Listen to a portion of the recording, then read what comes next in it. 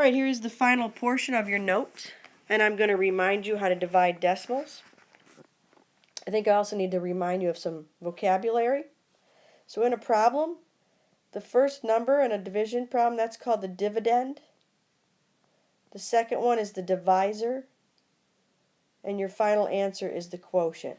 So let's write that at the top. The first one is the dividend. Whoops. Dividend.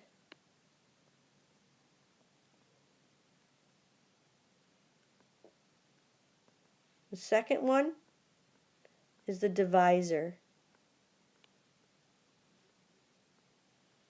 And the answer is called the quotient. Okay, so dividend comes first in a problem, and dividend is the one that goes underneath. Alright, here we go.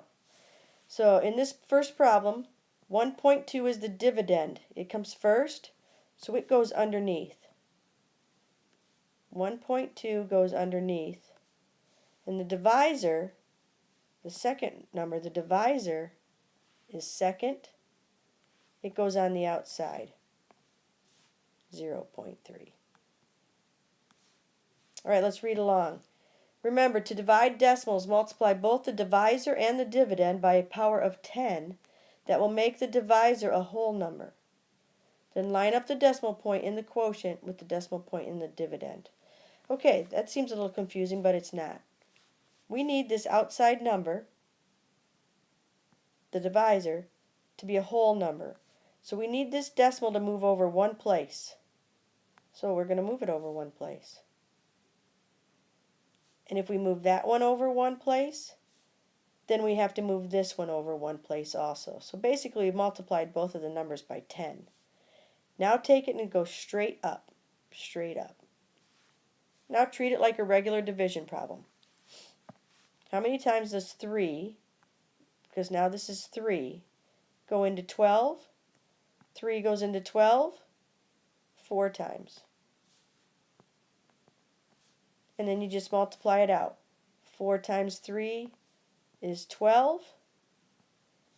Now you subtract, and our remainder is 0. So that's it. Our answer was and is 4. Alright, let's try the next one. Remember, the dividend is first. The dividend is first, and it goes underneath.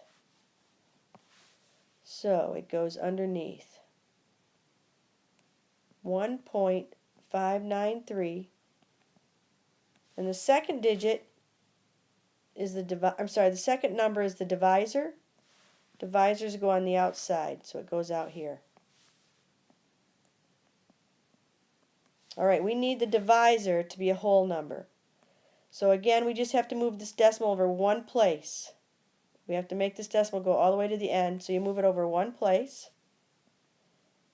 Now if we move that one place, this one has to move one place, and then it goes straight up to the quotient area. Now if we had moved this decimal 2 places, this one would have to move twice. They have to be the same. Alright, now you divide. So first you ask yourself, how many times does 59 go into 1? Well, it doesn't. How many times does 59 go into 15? It still doesn't. So let's put the 0 there. And then finally we're at, how many times does 59 go into 159? It's probably about 2, maybe 3. I think 3 is going to be too high, so I'm going to try 2. Now I take the 2 and I multiply it by 59. I multiply it back out. 2 times 59 is 118. Now I subtract. 9 minus 8 is 1.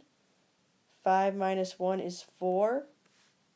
1 minus 1 is 0. As long as this number here is smaller than 59, I keep going. Next, I bring this 3 straight down, and I start the process over.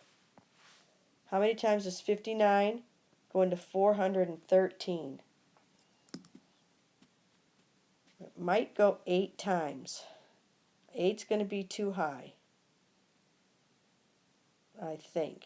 Yeah, maybe 7 times. Let's try 7. And now you multiply it back out. 7 times 59. 7 times 59, 63 is 35. I think it turns out perfect with no remainder again. And there's our answer, 0.27. That's our quotient. All right, I hope this is helpful. Now you're going to try some on your own.